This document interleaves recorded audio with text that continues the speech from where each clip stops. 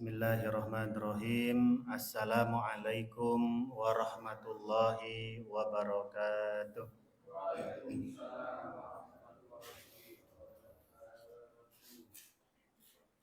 Innal hamdalillah nahmaduhu wa nasta'inuhu wa nastaghfiruh wa na'udzu billahi min sururi anfusina wa min sayyiati a'malina.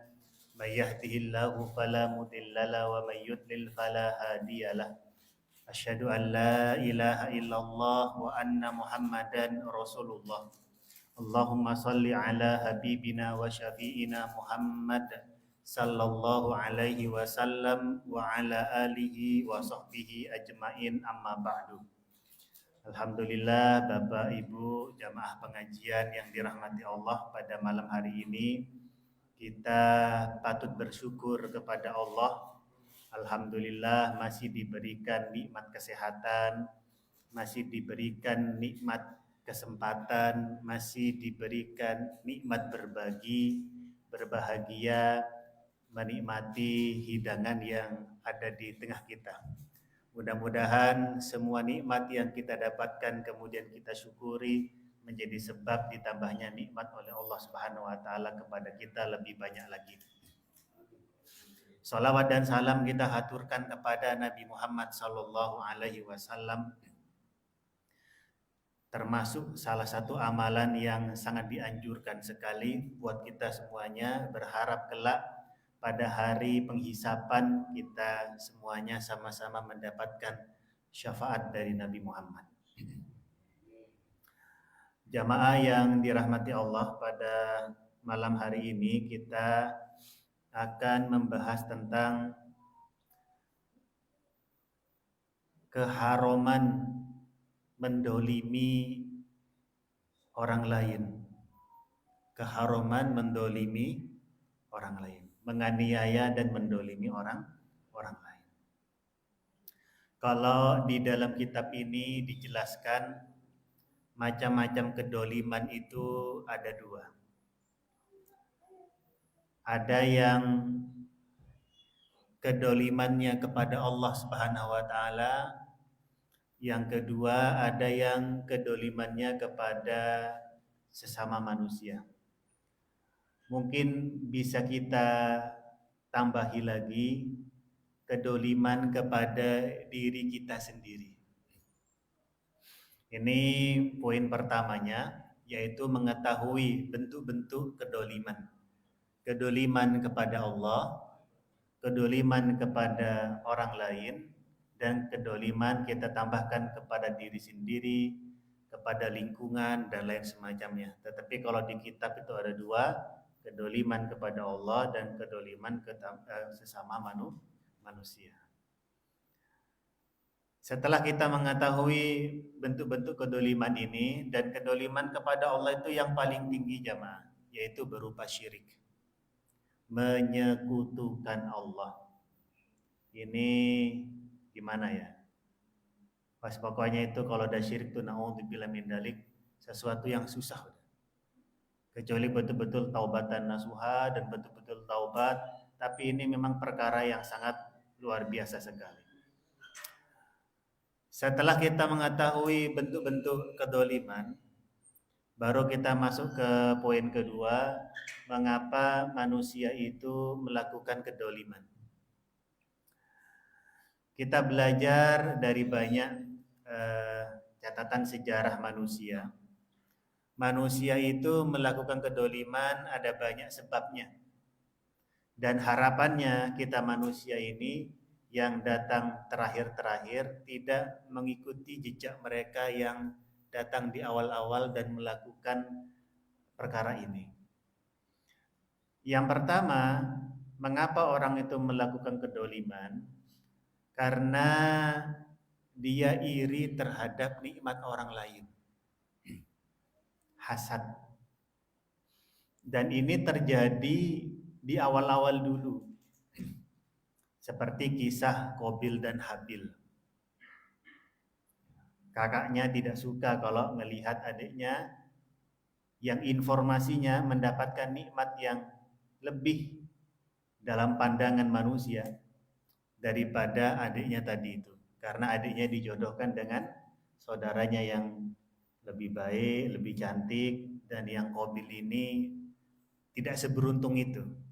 Kemudian muncul rasa iri terhadap nikmat orang lain, lalu terjadilah pertumpahan darah yang pertama kali di kalangan manusia, yaitu karena sebab iri terhadap nikmat orang lain. Dan sifat iri ini ternyata sampai sekarang terus berjalan. Artinya apa? Kelakuan manusia itu ternyata sama. Yang membedakan itu waktu. Itu dulu, ini sekarang. Yang membedakan itu pelakunya. Itu Qabil, ini yang sekarang ada macam-macam orang. Yang membedakan itu sebabnya. Tapi ujung-ujungnya itu sifatnya sama. Yaitu iri terhadap nikmat orang lain. Tidak hanya Qabil dan Habil, jauh sebelum itu juga pun sama. Iblis sama Nabi Adam. Itu diantara sebabnya juga terjadi percekcokan tadi itu.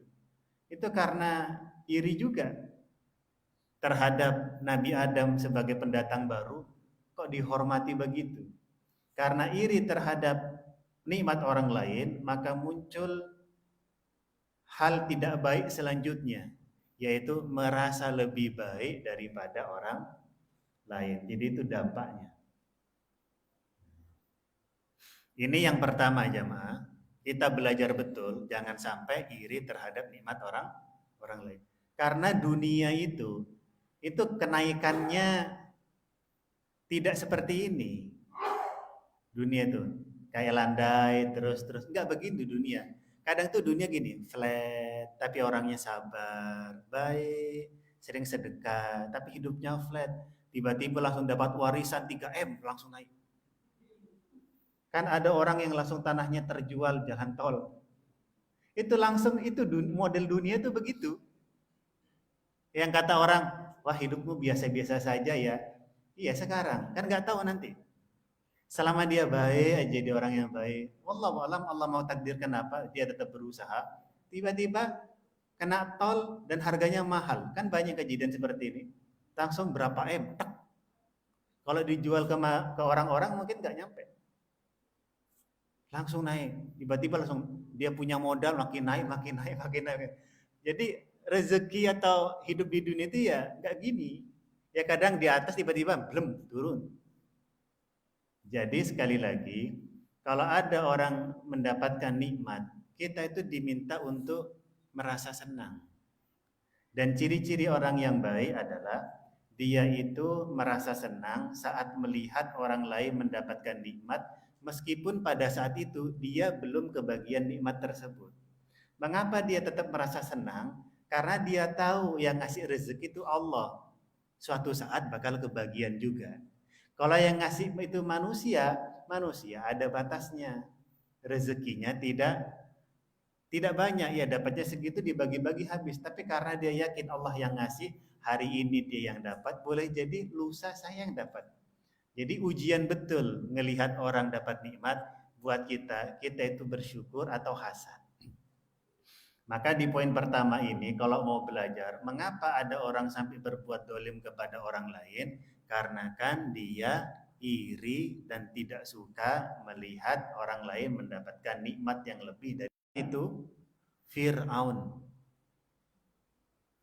Fir'aun itu sampai masuk pada level togo dalam ayat Al-Quran.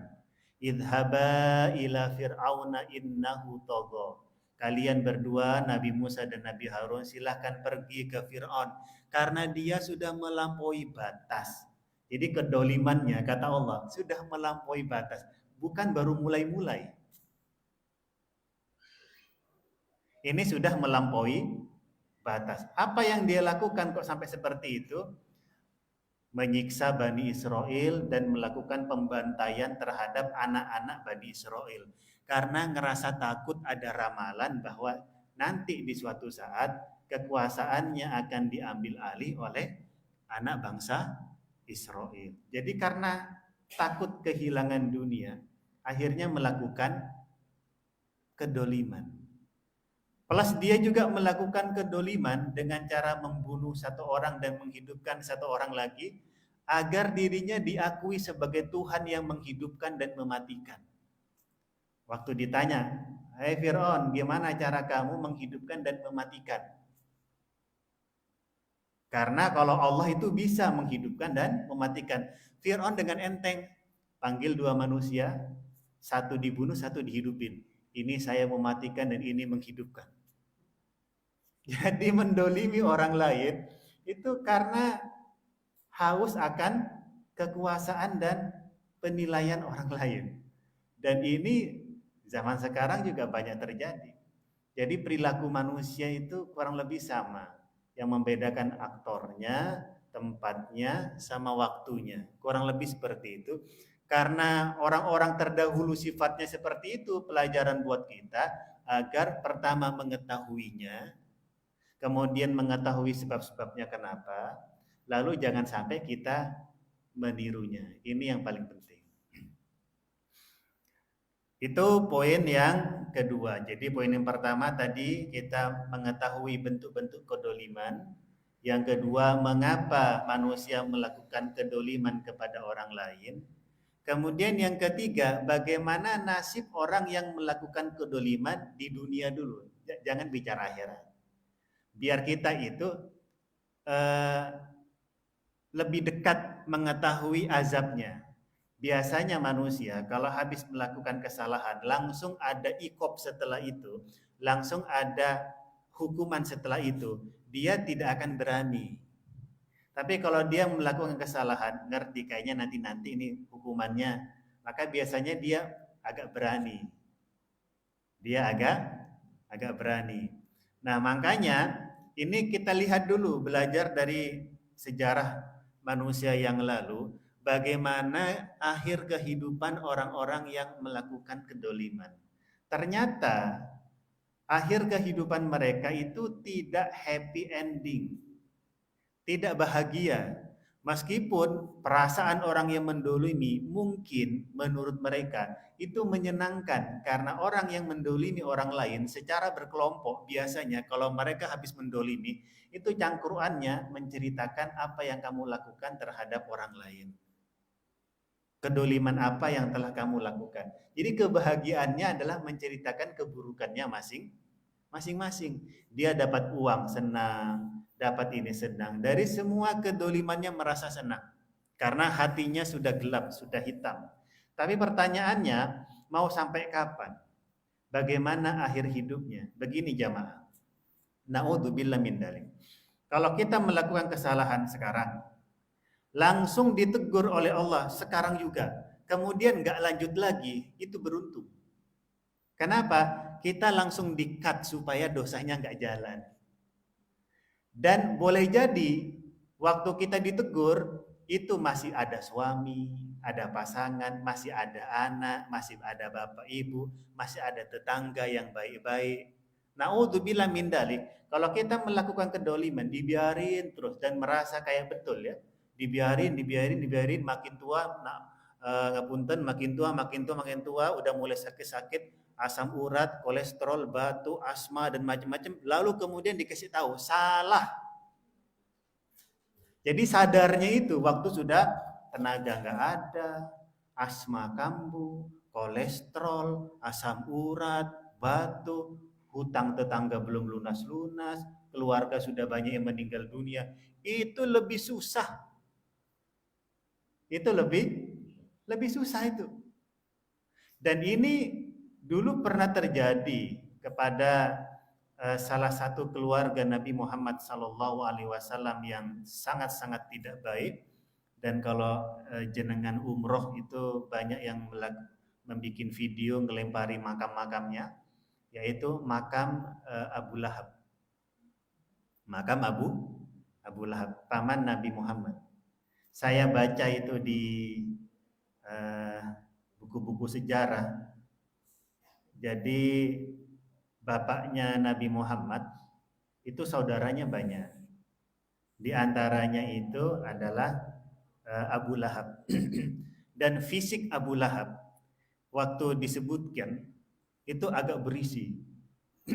agak berisi. Kalau jalan tuh gimana gitu.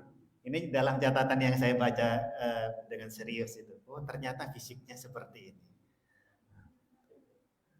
Habis itu kesehariannya itu suka mengganggu Nabi Muhammad. Karena kalau di film-film itu aktornya kurus. Tapi di buku yang saya baca itu lebih berisi. Ini apa nggak ada aktor yang mencukupi atau gimana? Kok jadinya kurus? Ya. Kemudian, tapi nggak tahu di film yang lain mungkin agak gemukan. Ya, lain sutradara, lain aktornya. Ini Abu Lahab ini sebagai paman Nabi sukanya mendolimi Nabi Muhammad. Di antaranya suka meletakkan kotoran di depan pintu rumah Nabi Muhammad. Ini kan mendolimi. Dan ketika Nabi Muhammad membuka pintu rumahnya, kan ngelihat ada kotoran. Apa respon Nabi Muhammad? Beliau menyampaikan, ayyu jiwarin hada. Ayyu jiwarin hada. Ini enteng sekali jawaban seperti ini nih, nggak emosi ini. Ayyu jiwarin hada. Tetangga saya ini ngapain lah ini kok naruh-naruh seperti ini. Begitu Nabi Muhammad. Seenteng itu. Ya mungkin karena beliau hatinya bersih dan lain semacamnya. Tapi lihat, pada akhirnya bagaimana nasib Abu Lahab. Sakit, parah, sampai izin tidak ikut perang Badar, lalu meninggal dunia di Mekah dalam keadaan badannya sudah busuk dan lain semacamnya. Banyak orang-orang yang tidak mau mendekatinya. Ini tidak happy ending. Ini di dunia. Dan masih banyak lagi contoh-contoh yang lain seperti Fir'aun juga sama. Tidak happy ending. Korun juga sama. Tidak happy ending dan lain semacamnya. Maka sekali lagi nasib atau akibat yang akan diterima oleh orang-orang yang melakukan kedoliman kepada orang lain itu tidak akan ada baiknya. Ini yang ketiga. Dan kedoliman itu kalau dibalas di dunia itu ya alhamdulillah. Artinya beresnya di dunia. Dan kita berharapnya tidak perlu dibalas dan sudah mendapatkan maaf dari orang yang didolimi dan mendapatkan ampunan dari Allah Subhanahu wa taala. Itu kan harapan kita seperti itu. Kemudian poin yang keempat, jamaah yang dirahmati Allah Subhanahu wa taala, yaitu ada banyak sekali ayat-ayat dan hadis Nabi Muhammad yang berbicara tentang larangan tidak boleh melakukan kedoliman. Karena pada prinsipnya di dalam Islam itu dorongannya bukan melakukan kedoliman, tetapi sebaliknya. Misalkan antara muslim yang satu dengan muslim yang lain itu ibaratnya seperti satu tubuh. Kan hadisnya begitu. Jika dicubit, maka seluruh tubuh merasa sakit. Ini apa ini? Ini uhuwah Islamiyah. Uhuwah Islamiyah. Dan uhuwah Islamiyah itu bisa terbentuk bermula dari apa? Apakah karena sering kerja bakti setiap Ahad pagi? Mungkin ada sedikit.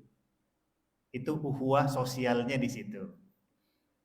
Apakah gara-gara suka nongkrong di balai desa di di lapangan karena keseringan? Boleh juga, tapi sedikit. Tapi yang lebih kuat yang menumbuhkan ukhuwah Islamiyah itu karena sering ketemu sholat jamaah di masjid. Sebab ketemunya itu dalam rangka beribadah kepada Allah. Dan Allah yang akan menguatkan hati yang satu dengan yang lain. Sedangkan kalau yang nongkrong-nongkrong di balai desa, belum tentu untuk ketaatan kepada Allah Subhanahu wa taala. Boleh jadi karena lagi bosan sama pasangan, yuk sana ketemu. Kan ada yang seperti itu. Tapi kalau udah sama-sama ke masjid, itu dorongannya itu karena Allah. Ikut pengajian sampai 5 tahun. Saya punya jamaah pengajian di Kaliduren 3. Kalau nggak salah ini tahun kelima saya ngisi pengajian di sana. Itu ukhuwahnya luar biasa. Makanya dulu para sahabat itu kenapa sangat didorong sekali untuk sholat berjamaah di masjid, terutama laki-laki? Karena efeknya itu ukhuwah Islamiyahnya sangat kuat. Ukhuwah Islamiyahnya sangat kuat. Mereka yang akrab di dalam kantor, belum tentu ketika pulang ke rumah masing-masing akrab. Kalau di kantor kayaknya kesannya kayak akrab, ketawa-ketawa kalau ngobrol.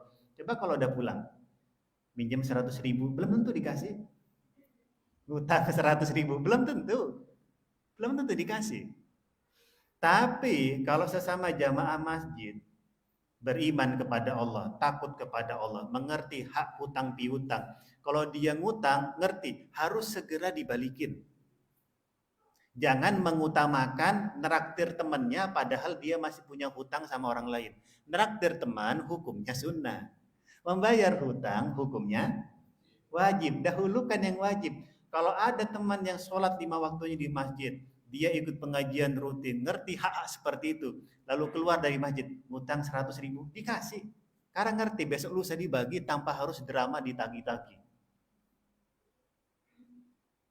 Inilah kenapa pentingnya ukhuwah Islamiyah muncul dari apa? Ketaatan bareng kepada Allah dengan cara sholat berjamaah.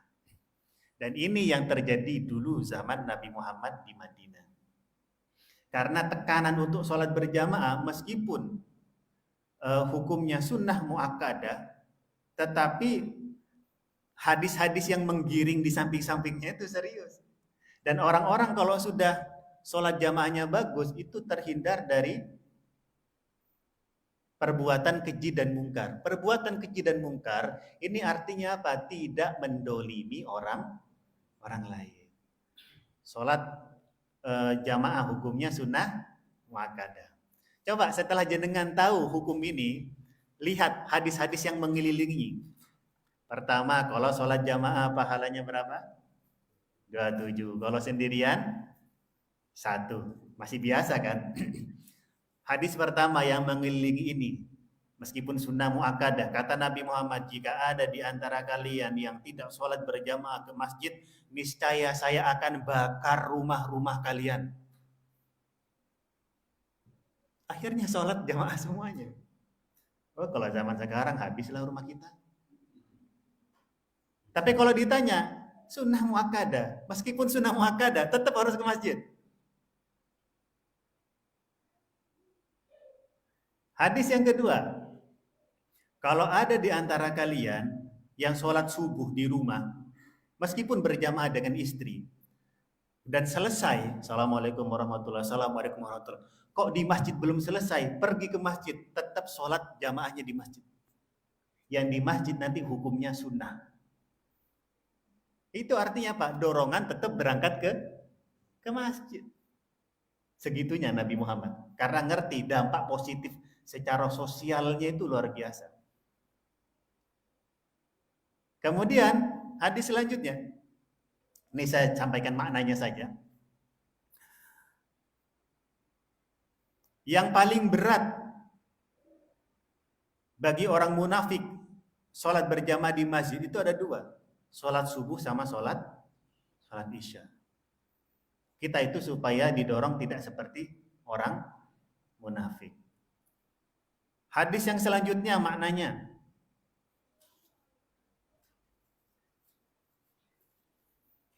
ada seorang sahabat, mohon maaf buta, lalu izin sama Nabi Muhammad, izin, ya Rasulullah, izin tidak sholat jamaah ke masjid. Kenapa? Nggak ada yang nuntun. Biasanya ada, tapi ini nggak ada ya Rasul. Kata Nabi Muhammad, ya udah. Tapi setelah itu ditanya lagi, sebentar, kamu masih dengar azan nggak? Dengar ya Rasul, berangkat ke masjid. Berangkat ke masjid. Uzur gak bisa ngelihat, nggak ada yang nuntun, karena masih dengar, berangkat ke masjid. Ini saking seriusnya, sholat berjamaah. Kemudian yang terakhir, kita sama-sama tahu sholat khauf. Sholat khauf itu dilakukan sendiri atau berjamaah? Berjamaah. Kemudian mengapa ada sholat khauf? Karena ada uzur waktu itu, ada perang, ada musuh, ada tempat yang berbahaya, yang mengancam nyawa. Maka dilakukan sholat khauf, berjamaah. Nanti di depan bisa ruku duluan, sujud, nanti di belakang jaga-jaga. Nanti sebaliknya kan begitu. Sholat khauf ini jangan hanya difahami sebagai ilmu bagaimana cara sholat khauf, tapi juga harus difahami bahwa dalam kondisi sedarurat perang seperti itu, Nabi Muhammad nggak bilang ya udah sholat sendiri-sendiri ya, enggak, tetap berjamaah. Uzurnya perang. Lah kita tuh nggak berangkat ke masjid, uzurnya apa? Pegang HP, nonton TV, cangkruan sama teman sambil ngopi plus ngerokok. Itu uzur yang sekiranya mengalahkan uzur dulu zaman Nabi Muhammad. Wah, itu dibakar betul rumah kita. Jadi, meskipun sholat jamaah ini sunnah muakkadah, tetapi hadis-hadis pendukungnya itu mendorong serius. Kenapa? Dampaknya luar biasa. Inna sholata tanha 'anil fahsya'i wal munkar. Kalau udah seperti itu, orang tidak akan melakukan kedoliman. Dan di balik itu ada ukhuwah Islamiyah. Apa komentar mereka ketika menang melawan bangsa Romawi? Dulu kita bangsa Arab, sebelum Islam datang, kita juga pernah berperang dengan mereka, tapi kita kalah. Apa sebabnya? Karena kita masih musuhan satu dengan yang lain, gak percaya antar suku. Memang Arab, tapi antar suku gak percaya karena banyak masalah. Makanya kita kalah. Sekarang kita itu umat Islam, ukhuwah Islamonya kuat. Akhirnya melawan bangsa Romawi. Dari mana muncul ukhuwah Islamiyah? Sholat berjamaah. Sholat berjamaah. Makanya di sini penting sekali jamaah yang dirahmati Allah Subhanahu wa taala, dorongan betul agar kita itu dilarang melakukan kedzaliman. Ada banyak ayat-ayatnya. Malil zalimina min hamimim wala syafi'i yuta. Orang-orang yang zalim tidak mempunyai teman akrab atau pemberi syafaat yang diterima syafaatnya. Karena nanti di akhirat syafaat itu kan banyak macamnya. Ada yang dari Al-Quran, syafaat datang. Ada yang dari puasa, syafaatnya bisa datang. As-siyamu wal Qur'anu yashfa'ani lil abdi yaumal qiyamah, dan seterusnya. Puasa dan Al-Quran keduanya itu bisa memberikan syafaat kepada orang yang melaksanakannya. Ada yang dari sahabat dekat. Nah ini yang dimaksud tadi itu. Sahabat dekat. Larangannya banyak sekali. Ittaqud dulma fa inna dulma dulumatu yaumal qiyamah wattaqus suha fa inna suha ahlaka man kana qablakum hamalahum ala ansafaku dima'ahum wastahallu maharimahum. Jauhilah kalian dari perbuatan dolim, karena hal itu nanti di akhirat akan membuat kita gelap, susah. Pokoknya susah sekali. Dan di antara kedoliman itu ya kecurangan. Mendolimi orang lain. Kalau di isi khutbah Haji Wada Nabi Muhammad itu diantaranya adalah ada 3. Pertama, diharamkan untuk kalian darah kalian, gak boleh habis ini perang-perangan lagi. Antar sesama muslim itu harus terjaga. Dilarang untuk kalian tuh harta kalian, gak boleh ngerampok-ngerampok lagi. Kalau dulu masih banyak, sekarang itu sudah terjaga. Ini diantara isi khutbah haji wada. Kemudian yang ketiga, diharamkan bagi kalian juga jiwa-jiwa kalian, nggak boleh gibah, nggak boleh menuduh, nggak boleh dan lain semacamnya. Dan diantaranya bab harta itu juga kedoliman terhadap orang lain. Itu dilarang betul isi dari khutbah haji wada. Dan diantaranya adalah kecurangan. Kecurangan itu apa? Macam-macam. Misalkan, semoga nggak ada yang di sini ya, waktu SD, waktu SMP, waktu SMA. Kalau ada, segera cari orangnya Bapak Ibu. Jangan sampai kita itu makan gorengan 5, bayarnya 2. Kelihatan lucu kan ini, serius ini. Lelenya berkelompok, pesan 10, ngakunya 8. Karena kredit sekali itu yang jualan pecel lele itu. Berapa? 8, 10, tapi bayarnya 8. Waktu presentasi di depan para donatur, nanti kita akan pakai semen dinamik, munculnya semen Padang. Kan harganya lebih murah. Waktu presentasi nanti besinya akan setebal ini, datang segini. Ini adalah kecurangan-kecurangan, kedoliman terhadap orang lain dari sisi harta, yang mana Nabi Muhammad sudah mengikatkan waktu khutbah haji wada. Dan di ayat yang lain disampaikan, wa makana linabiyyin ayyagulla, Nabi Muhammad tidak mungkin melakukan kecurangan. Ini bab ghanimah, waktu peperangan. Wa may yaghlul ya'ti bima ghalla yaumal qiyamah. Dan orang yang melakukan kecurangan nanti di akhirat dia akan memikul kecurangannya masing-masing. Makanya tadi tak sampaikan, naudzubillah min dzalik. Jangan sampai ada yang kelihatan membawa apa? Tempe goreng, lele, semen, apartemen, apalagi kambing yang harusnya zakatnya 3, bayarnya 2, dan lain semacamnya. Ini kedoliman. Tidak boleh. Larangannya luar biasa.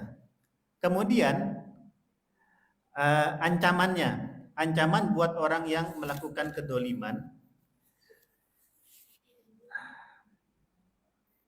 Ini kalau belum selesai di dunia. Anna Rasulullah sallallahu alaihi wasallam qala la tu'addunnal huquqa ila ahliha yaumal qiyamah hatta yuqada lisyatil jalha'i minasyatil qarna. Waduh. Ini hewan pun kena. Gak cuman manusia. Jadi di hadis ini Nabi Muhammad menyampaikan, sungguh kalian diperintahkan untuk mengembalikan hak orang pada yang mempunyainya pada hari kiamat. Maksudnya apa? Kita melakukan kedoliman apa waktu di dunia? Dan belum selesai di dunia, ke bawah sampai di akhirat, kata Allah, kembalikan haknya. Tapi bukan dalam bentuk apa yang sudah kita ambil darinya. Sudah nggak ada lagi. Karena harta sudah nggak berguna di sana.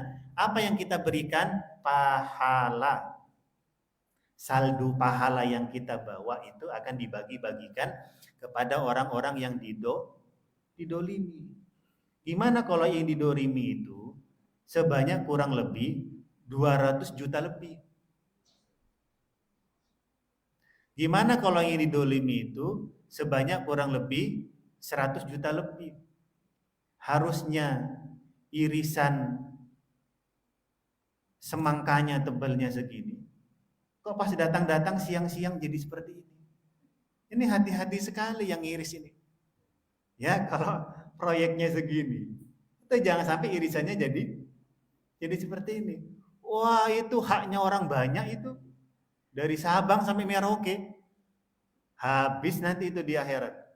Coba gimana cara meminta ampun? Mau umroh berkali-kali, sebentar yang didolimi orang lain. Bukan kedoliman kepada Allah Subhanahu wa ta'ala.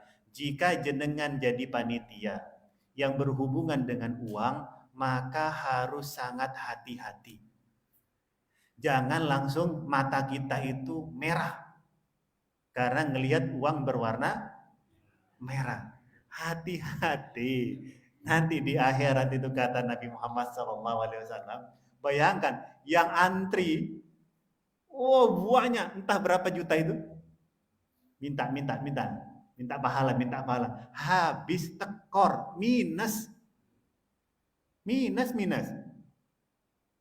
Makanya hati-hati betul. Sudah di dunia nggak happy ending, di akhirat celaka lagi. Belum DP-nya nanti di kuburan. Ketemulah itu. Nah ini, dan bahkan Nabi Muhammad menyampaikan, ini ada kambing yang waktu di dunia nggak ada tanduknya, suka diserodok-serodok sama kambing yang ada tanduknya. Di sini disampaikan, hei kamu yang kambing nggak ada tanduknya, serodok balik. Di akhirat dibangkitkan, serodok balik. Setelah pas, cocok dengan kedoliman dia waktu di dunia, apa kata Allah? Jadi debu. Nggak lanjut ke surga sama neraka, udah selesai di situ. Jadi debu. Karena banyak kejadian seperti itu dan dilihat oleh orang-orang non-muslim, lalu mereka menyampaikan, ya laitani kuntu turoba. Kalau saya jadi debu kayaknya enak juga. Saya mengajar tafsir ini ke santri-santri saya di Bina Umat. Apa alasannya? Karena mereka itu tidak mau melihat azab yang akan mereka dapatkan setelah itu. Ya sudah jadi debu saja. Kan ada ayatnya, ya laitani kuntu turoba. Kalau saya jadi debu kayaknya, ya karena ada kejadian itu dilihat. Bayangkan kita itu kalau nggak selesai urusan kedoliman di dunia, nanti urusannya di akhirat. Dan yang paling terkenal itu, ini lagi naudzubillah min dzalik.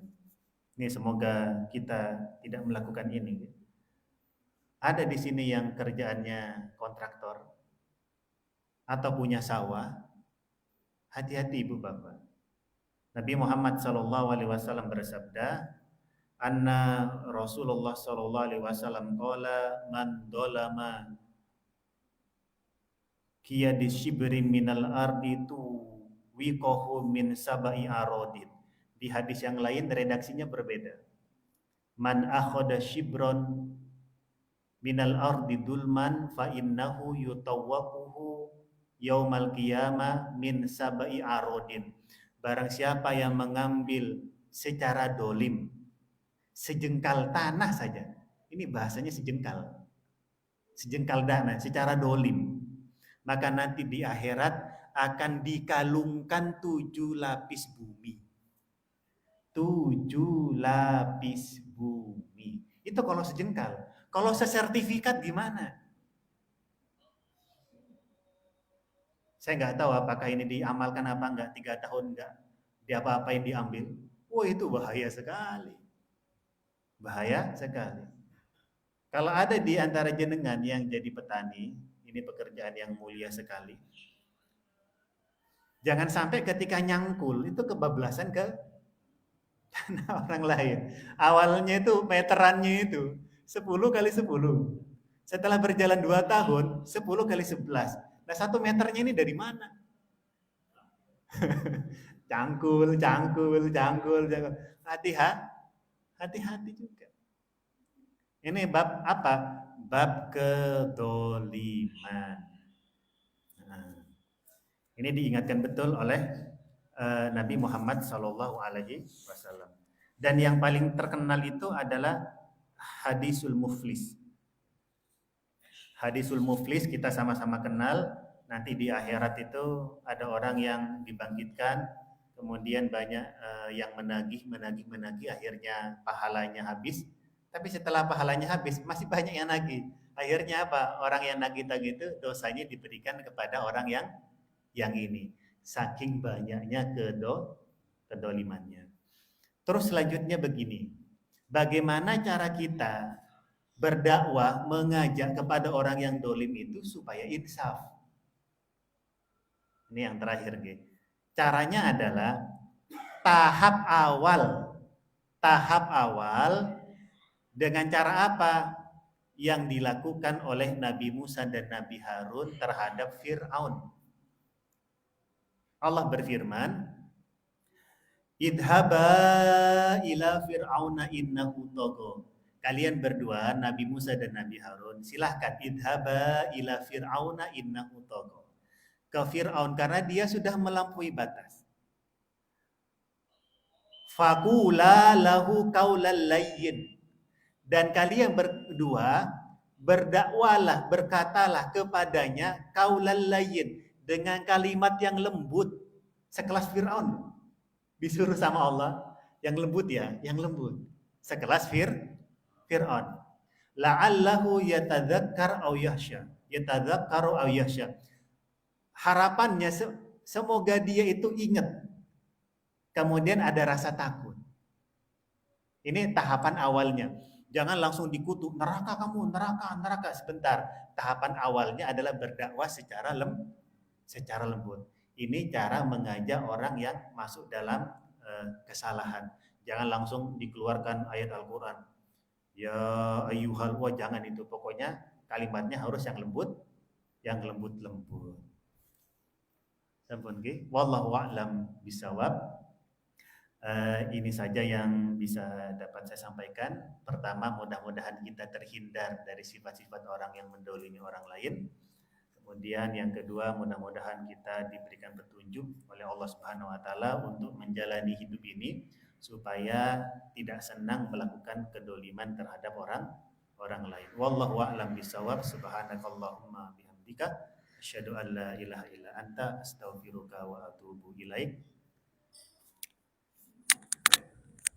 Kemudian sekaligus minta doa juga untuk jamaah keselamatan saya, karena saya senang meminta doa untuk banyak jamaah karena nggak tahu doa siapa yang dikabulkan.